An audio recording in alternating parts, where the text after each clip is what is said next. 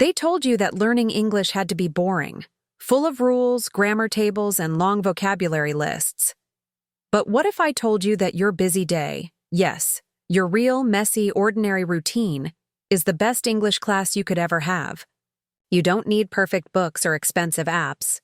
You just need your routine. And in this video, I'll prove it to you. Hello, welcome to English Cactus. My name is Anna, and I'm so happy you're here. Before we start, make sure to grab your free PDF of this lesson in the video description.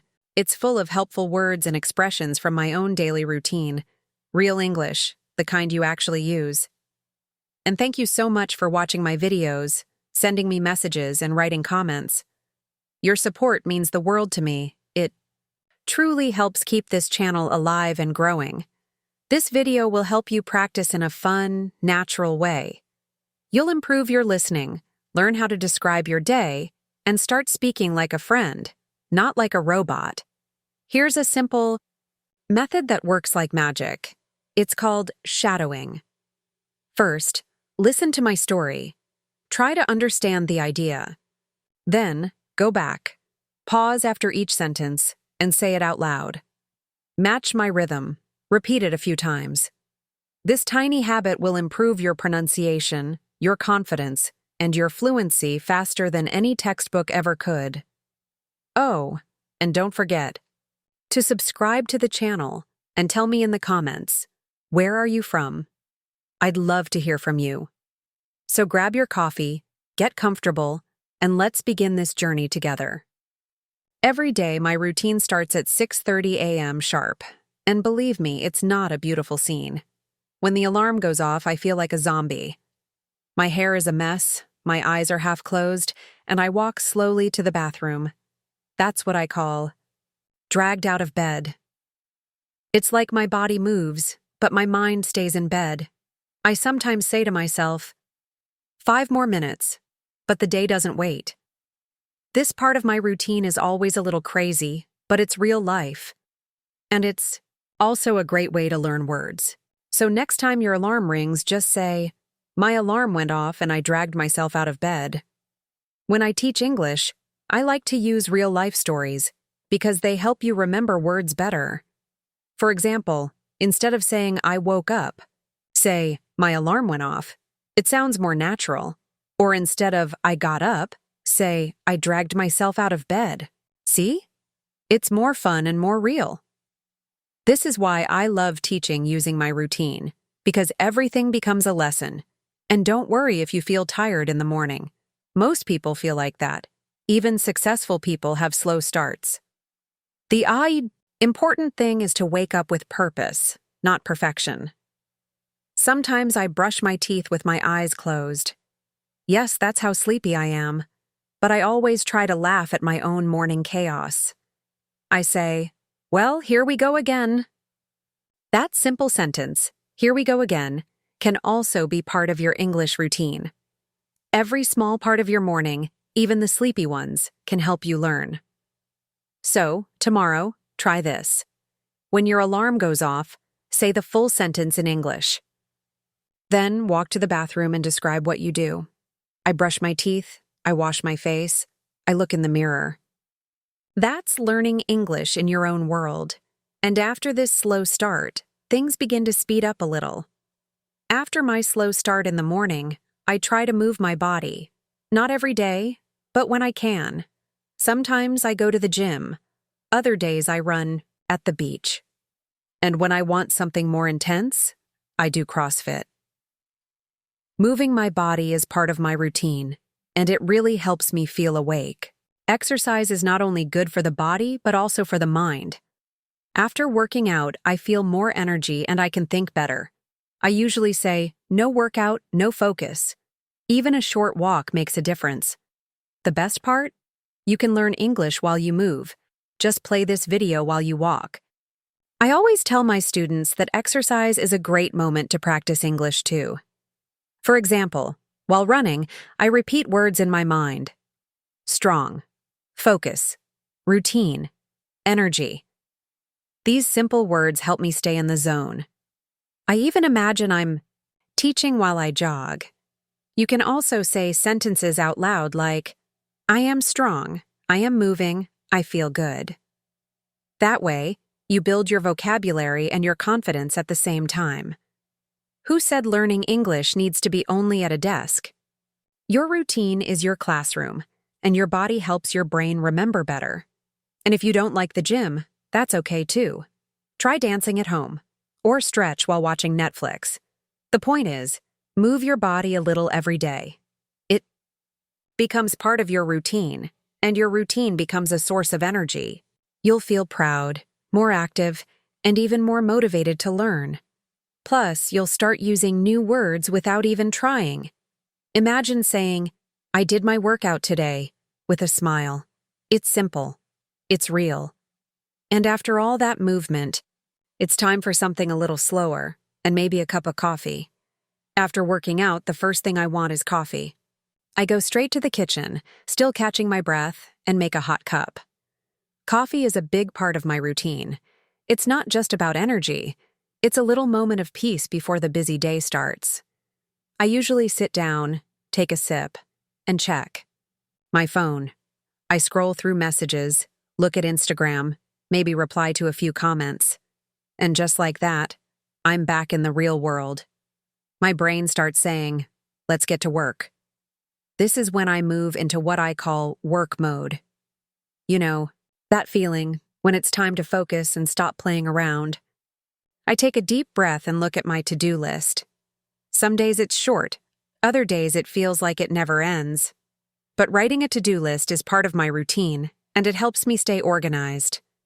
I usually write things like record a new video, answer emails, plan a new lesson, clean the kitchen, buy groceries. Simple things, but when I see them on paper, I feel more in control. I don't always finish everything, and that's okay. The goal is to try. I always tell my students, a list clears your mind and shows your focus. And trust me, when you're in work mode, even crossing off one item feels like a win. Now, let me be honest. Some days are messy. I try to multitask, coffee in one hand, phone in the other, and my laptop open. I feel like an octopus. I say things like, "I'm doing too much," or, "Honestly, I need a break." And guess what? That's normal. We all feel that way sometimes. Even in English, it's okay to say, "Honestly, I'm tired," or "I'm trying my best." These little words show your real life, and real life is where your English grows stronger. And speaking of real life, my stomach usually starts talking right about now. By the time I start feeling hungry, it's usually because I forgot to eat earlier. Classic me. I open the fridge, and guess what? Nothing looks exciting. So I grab my bag and decide to run some errands. That's one of my favorite expressions, run errands. It means doing small tasks outside, like going to the store, picking up packages, or dropping something off. It sounds fancy, but it's just daily routine. I say, "I need to run errands," and I feel like a grown-up. I usually go to the market and buy things like bread, cheese, fruit. But sometimes I forget my shopping list. Now, let me tell you about my shopping list drama. I spend 10 minutes writing everything down at home. Then I get to the store and, surprise, I left the list on the table.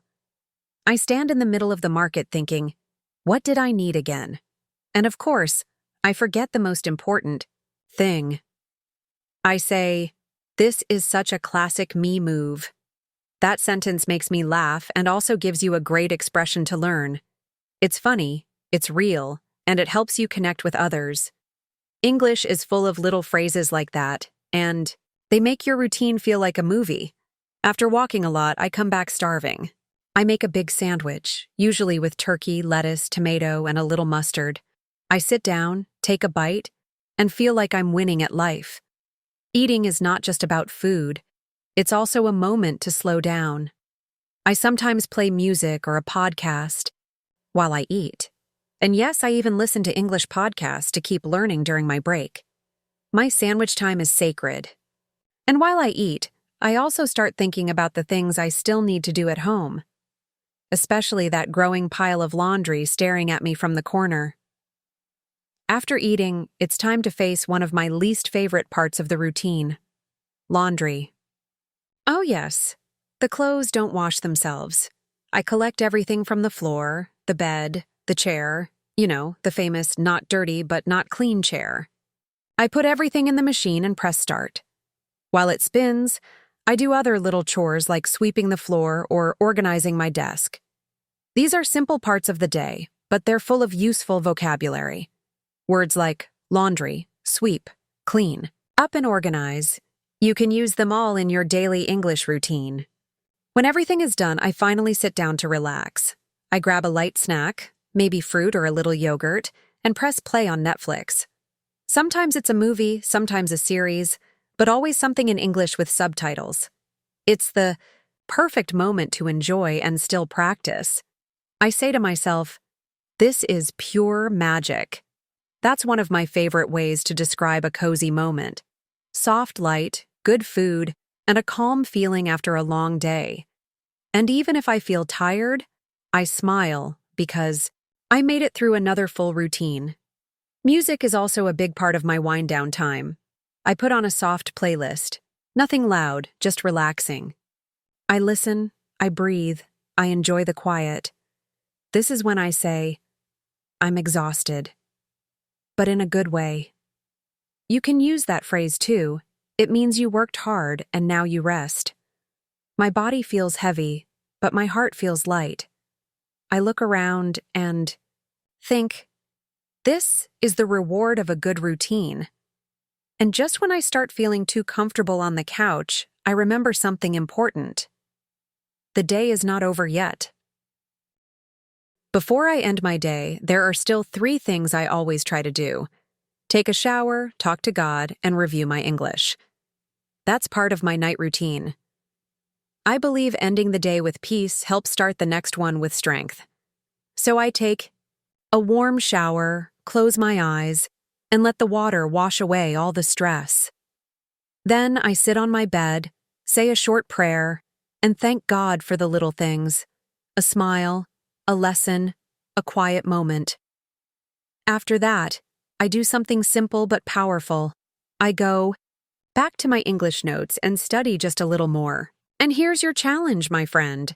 Replay this episode and listen again. Try to repeat some words with me. This is called the shadowing technique.